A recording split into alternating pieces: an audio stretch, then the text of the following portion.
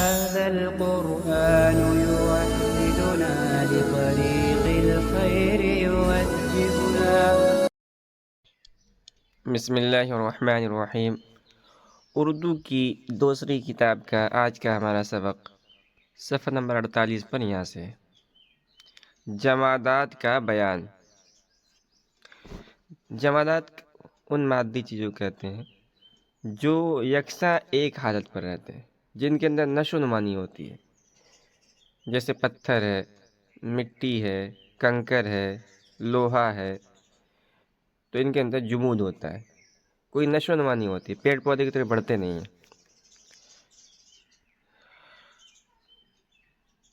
خدائے تعالی نے حیوانات اور نباتات کی طرح جمادات بھی ہمارے فائدے کے لیے بنائی ہیں۔ وہ ہماری بہتری ضرورتوں میں کام آتی ہیں۔ کسی سے مکان بناتے ہیں، کسی سے عورتوں کے لیے اچھے اچھے زیور، کسی سے طرح طرح کے اوزار، کوئی برتنوں کے بنانے میں کام آتی ہیں، کوئی دواؤں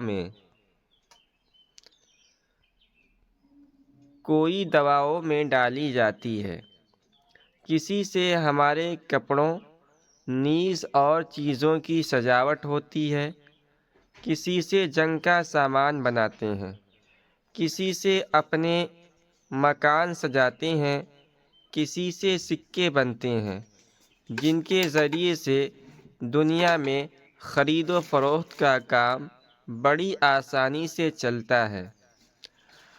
غرض جمادات اور دیگر چیزوں کے فائدے دیکھ کر بے اختیار ہمارا جی چاہتا ہے کہ جس مہربان مالک نے ہم کو یہ سب نعمتیں بخشی ہیں، ہم پر اتنی مہربانیاں کی ہیں، ہم بھی ہر وقت اس کا شکر ادا کریں، اس کی یاد میں رہیں، اسے کبھی نہ بھولیں۔ جمادات کے عام طور پر فائدے تو تم سن چکے، اب خاص خاص جمادات کے فائدے سنو اور یاد رکھو۔ مٹی، یہ بڑی کام کی چیز ہے، اسی سے کچی اور پکی اینٹیں بنتی ہیں، جنہیں چونے اور گارے سے چپکا کر مکان بناتے اور ان میں رہتے سہتے ہیں۔ برسات میں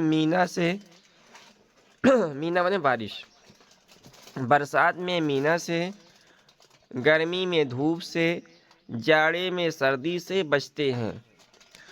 اپنے مال و دولت اور جانوروں کو انہی میں رکھتے ہیں اور چور چکاروں سے بچاتے ہیں۔ مکانوں کے سوا مٹی سے کئی قسم کے برتن بنائے جاتے ہیں، کسی میں پانی رکھتے ہیں، کسی میں دال سالن پکاتے ہیں، کسی میں اناج بھرتے ہیں، کسی میں اور چیزیں رکھی جاتی ہیں۔ بعض ایسے خوبصورت ہوتے ہیں کہ ان سے مکان سجائے جاتے ہیں۔ کنکر، جو سڑکوں پر کوڑتے ہیں مطلب سڑکوں پر توڑ کے سڑک بناتے ہیں، وہ بھی مٹی سے پیدا ہوتے ہیں۔ انہیں پھونک کر چونا بناتے ہیں، جو پکی عمارتوں کے بنانے میں کام آتا ہے۔ تو جیسے ابھی ہمارے زمانے میں سیمنٹ جو کام کرتا ہے، پہلے زمانے میں چونا کوئی کام کرتا تھا اور کنکر سے بنایا جاتا تھا۔ بعض قسم کی مٹی سے کپڑے اور مکانوں کی دیواریں وغیرہ رنگی جاتی ہیں۔ بعض دوا کے طور پر کھانے کے کام آتی ہیں۔ حضرت آدم علیہ السلام مٹی ہی سے بنائے گئے تھے۔ پتھر بہت قسم کے ہوتے ہیں، اکثر سخت اور کم قیمت پتھر مکانوں میں لگائے جاتے ہیں۔ بڑے بڑے محل، قلعے، مقبرے، مسجدیں، مینار اور دوسری عمارتیں ان سے بنتی ہیں۔ یہ عمارتیں ہیں۔ ستون ہیں تو پتھر کے، چھتیں ہیں تو وہ بھی پتھر کی ہیں، جدھر دیکھو پتھر ہی پتھر لگے ہوئے نظر آتے ہیں، لکڑی کا کہیں نام نشان نہیں۔ اس قسم کے مکان بہت پائیدار ہوتے ہیں، پائیدار مطلب مضبوط، سینکڑوں برس تک جوں کے توں کھڑے رہتے ہیں۔ آٹا پیسنے کی چکیاں، دوائیں حل کرنے کی کھرلیں، یہ کھرلیں جو کہتے ہیں چھوٹے کمرے کو، جو عام طور پر غربا اور مسکین کے لیے بنائی جاتی ہیں، اور اسی طرح کنڈیا کہتے ہیں برتن کو، ایک قسم کا برتن ہوتا ہے۔ تو دوائیں حل کرنے کی کھرلیں اور کنڈیاں بھی انہی پتھروں کی ہوتی ہیں۔ نرم نرم پتھروں کو تراش کر خوبصورت خوبصورت چیزیں بناتے ہیں، ان میں گلکاری اور پچکاری کرتے ہیں۔ گلکاری اور پچکاری مطلب نقش و نگار، ان سے امیر اپنے گھر سجاتے ہیں۔ بعض مکانوں میں بھی یہ پتھر لگائے جاتے ہیں اور ان میں پچکاری کی جاتی ہے۔ یہ پچکاری سنگ مرمر میں جو سفید اور بیش قیمت پتھر ہوتا ہے، بڑی بہار دیتی ہے۔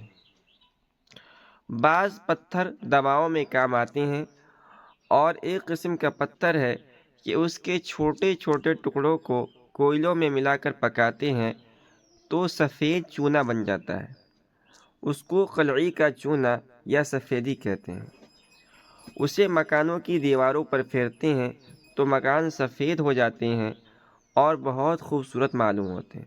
تو آج کل جو ہے مکانوں پر وائٹ سیمنٹ، پلاسٹک پینٹ وغیرہ پوتا جاتا ہے، لیکن پہلے آج سے 5 سال 10 سال پہلے صرف چونا کے ذریعے ہی مکانوں کو رنگ میں جاتا ہے۔ بعض پتھر بڑے قیمتی ہوتے ہیں، ان کی شوخ رنگت اور چمک دمک دیکھ کر جی خوش ہو جاتا ہے۔ انگوٹھیوں کے نگینے، تسبیحوں کے دانے اور بہت سی خوبصورت چیزیں ان کی بنتی ہیں۔ بادشاہوں کے تاج اور امیروں کے زیور ان سے جگمگا جاتے ہیں، انہیں شاندار مکانوں میں بھی لگاتے ہیں۔ ان کی جگمگاہٹ دیکھ کر خدا کی قدرت یاد آتی ہے اور بے اختیار سبحان اللہ منہ سے نکلتا ہے۔ نمک، تم روز نمکین کھانے کھاتی ہو، بتاؤ ان کا مزہ نمکین کیوں ہوتا ہے؟ اس لیے کہ ان میں نمک ڈالا جاتا ہے۔ اچھا، یہ بھی جانتے ہو کہ نمک کیا چیز ہے اور کہاں سے آتا ہے؟ سنو، نمک بھی ایک قسم کا پتھر ہے۔ بعض پہاڑوں میں اس کی بڑی بڑی کانیں ہیں۔ پنجاب میں ہم تم جو نمک کھاتے ہیں، یہ پہاڑ کی کان کا نمک ہے۔ یہ اس کتاب کے جو لکھنے والے تھے وہ پنجاب کے تھے، جو جہلم کے ضلع میں پنڈ دادن خاں کے پاس ہے۔ لیکن ہر ایک جگہ ایسا نہیں، کہیں یہ پانی میں ملا ہوا بھی ہوتا ہے۔ اس صورت میں پانی کو دھوپ یا آگ سے سکھا دیتے ہیں، نمک الگ ہو جاتا ہے، پھر اسے اپنے کام میں لاتے ہیں۔ یہ بھی ہمارے واسطے خدائے تعالیٰ کی دی ہوئی ایک بڑی نعمت ہے۔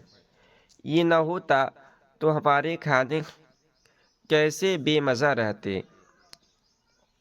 نمک کھانوں میں اس واسطے نہیں ڈالتے کہ کھانا مزیدار ہو جائے، بلکہ اس کی بڑی وجہ یہ ہے کہ نمک سے کھانا بہت جلد ہضم ہو جاتا ہے۔ اس کے سوا نمک اور بھی بہتری ضرورتوں میں کام آتا ہے۔ چورن اور ہاضمے کی گولیاں بناتے ہیں، مویشیوں کو دوا کے طور پر کھلاتے ہیں۔ بعض چیزوں کو مدت تک رکھنے میں یہ خوف ہوتا ہے کہ سڑ نہ جائیں، انہیں نمک لگا کر چھوڑتے ہیں، وہ سڑنے نہیں پاتے۔ کبھی نمک کو آگ میں پکا کر مٹی کے برتنوں پر چڑھاتے ہیں، وہ بہت صاف اور چمکیلے بن جاتے ہیں اور اپنی خوبصورتی کے سبب بڑی قیمت پاتے ہیں۔